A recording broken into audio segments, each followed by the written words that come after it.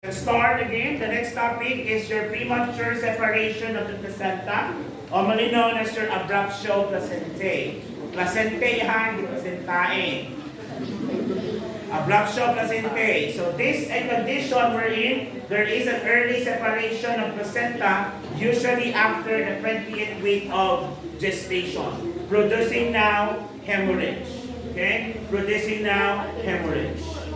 Now, the possible cause is unknown because there are a lot of variations, a lot of factors that contribute, but these are the most predisposing factors, meaning cases of abruptio placenta are high with this patient.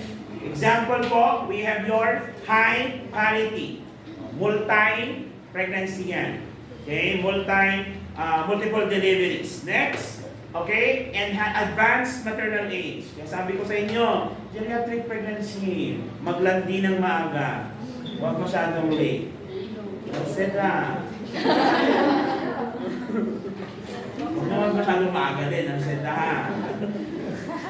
Next, a short umbilical cord. Pag-uusapan din natin sa mga dito. A short umbilical cord which is actually less than 35 cm. Ang normal cord dapat kasi is 50 to 60 cm. In this case, mababa naman sa 50, then less than 35 pa. Okay? We have a discussion on that as well.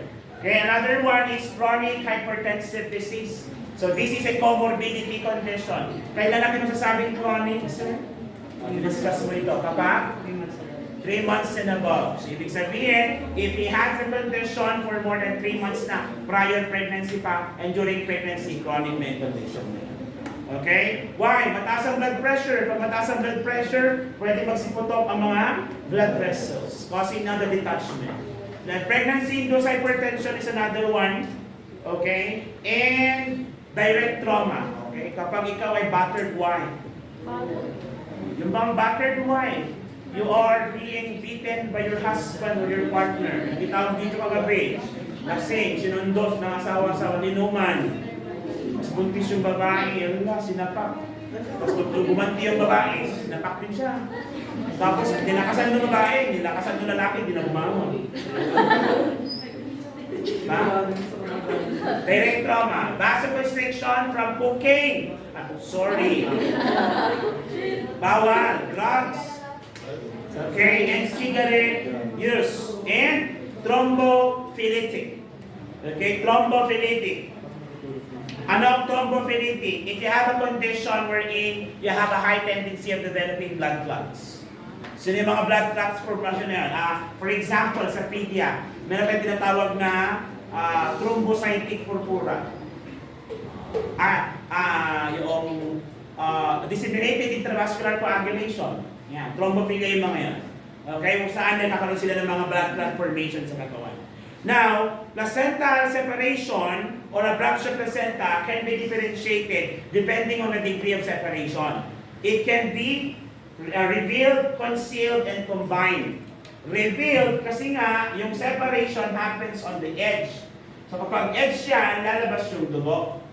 Mas maraming dugo. This is commonly due to trauma, by the way. Okay? The other time is concealed wherein the bleeding is in the middle of the placenta attachment. But still it has bleeding. Then combined naman, meron siyang part that is revealed and part that is concealed. But all of it, okay, all of it would develop into the tinatawag nating painful bleeding or painful vaginal bleeding. Ang description ng aklat, sharp pain. Tama ba? Sharp pain. Yung sa module ko pa nabasin. Yeah. Sharp stabbing pain na parang sinasaksak. Okay? Ay. Ang lahat pa ng palalaksak ay masakit. Halabi. Please explain. Okay. Sir, depende sir. Signs and symptoms natin, sharp stabbing pain, high in the uterine fundus, and this is the initial sign. This is actually, ang nakalagay sa book na iba, is your painful vaginal bleeding. Okay? Painful vaginal bleeding. Another one is tenderness can be felt in the uterine palpation. When say tenderness, parang namamaga. Okay? Until maging board-like na siya. O yung tinatawag natin Cuvelier uterus. Nandiyan din ba yan? Sa module. Yung Cuvelier uterus. So, na-discuss namin yun. Heavy bleeding is present and signs of shock usually follow quickly because of the blood loss. Ganon. Alam mo rin, hypotachy-tachy. So any form, basta may lumabas na dugo, i-monitor mo na for shock. Ito yung sinasabi ko sa inyo, Cuvelier uterus or the utero-placental apoplexy forming a hard board-like uterus. Basically, this is what happened. Naipon yung dugo within the intrauterine wall causing now increased pressure inside the uterus. So kapag naiipon yung tubig doon at hindi naman lumalabas lahat, so imagine parang yung lobo, lagyan mo ng maraming tubig hanggang may stretch siya na may stretch na may stretch. Nandun na siya sa puntong sobrang stretch na, kaya lumalaki yung siya. Kapag pinipisil mo, matigas.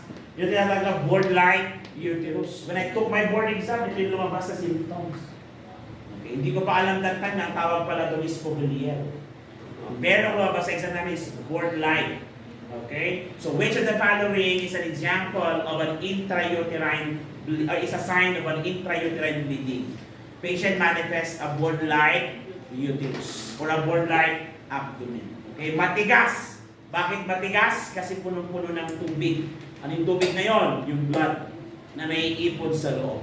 Okay? Kaya may danger pa rin tayo dito na tinatawag na shock. Kasi ang nangyari dito, kahit konti ang lumalabas na blood, but if there is an intrauterine bleeding, okay, pwedeng maipon dun yun. Ang tawag natin doon is intrauterine bleeding. So hindi natin nakikita, but it can be manifested through the vital signs, which is your hypotension. Okay? Now, how are we going to manage it? To management natin, halos parehas din sa lahat ng mga conditions. Okay? Number 1, immediate IV therapy and autotherapy. So, immediate IV, alam na natin yan, PLR, S. Depende kung mababa yung kanyang blood sugar, D5-LRS. Bumigay tayo ng dextrose. Okay? Then, autotherapy is important also kasi nga, nagkukulang na ng oxygen delivery din. Another one, monitor fetal heart sounds steadily and record maternal vital signs every 5 to 10 minutes. Sir, bakit kabilis? Ba't 5 to 10 minutes? Shock kasi. Okay? Kapag nagkaroon ng profuse bleeding, decrease na agad ang tissue perfusion. If it happens in your brain, 5 to 10 minutes lang, pwede ka na mag-develop ng brain death. Kaya yung time frame for the monitoring is very little. Okay? Then ano pa? You position the mother on left lateral. Okay? With head elevated na rin. Left lateral with head elevated. Bakit left lateral? To prevent supine hypotension. Okay? Supine hypotension. Then, identifying the grading of the placenta is very important para ma-check natin if the pregnancy, okay, can still be delivered vaginally or not. Then, terminate pregnancy for grade 2 and grade 3. Pag sinabing grade 2 and grade 3, ano yun? Yung kanina, ano yun? Complete and partial. Terminate yung pregnancy. Bakit terminate ang word, sir? Kasi 20th week of pregnancy. Kung nangyari yan, within the 20th week, termination talaga yan. Pero pag nangyari yan, above the age of viability, pwede ba may viability ba na makuha yung fetus? Yes, then i-deliver mo siya as normal as possible. Pero kapag yan ay less than, wala tayong magagawa. We have to terminate the baby. Okay? Kasi nga, pwedeng mag-danger yung life ni mother. So, vaginal birth is still preferred, pero pag hindi kaya, CS is possible. CS should be done. Next is intravenous administration of fibrinogen and cryoprecipitate. Ano po ang cryoprecipitate? Your cryoprecipitate is also known as your anti-hemophilic factor. This is your anti-hemophilic factor. So basically, it's a liquid portion of the blood that contains fibrinogen. When you say fibrinogen, fibrin is clot. To form a clot. Bakit kailangan natin mag-form ng clot? To stop the bleeding. The danger lang dito kasi, is that nung na-severe na yung detachment, ano yung mga possible complication niya? Yun na, amniotic fluid embolism. And that's the number one, isn't it? Plus abruptio placenta, okay? Amniotic fluid embolism, okay? So cryo, precipitate, antihemolytic are rich in the clotting factor. That's why it is given. Okay? And hysterectomy to prevent exsanguination. Ano naman ang exsanguination? The process of draining or losing blood. Kasi for as long as nandun yung cause ng bleeding, tuloy-tuloy ang bleeding. So kung ang problem is yung mattress, tanggalin mo na lang yung mattress. Kaya kung masakit ang ulo mo, Pagano sa ulo mo? husay. Alright. Any question? Clarification? Violent reaction? And we're done with your abruptio placentae. Okay?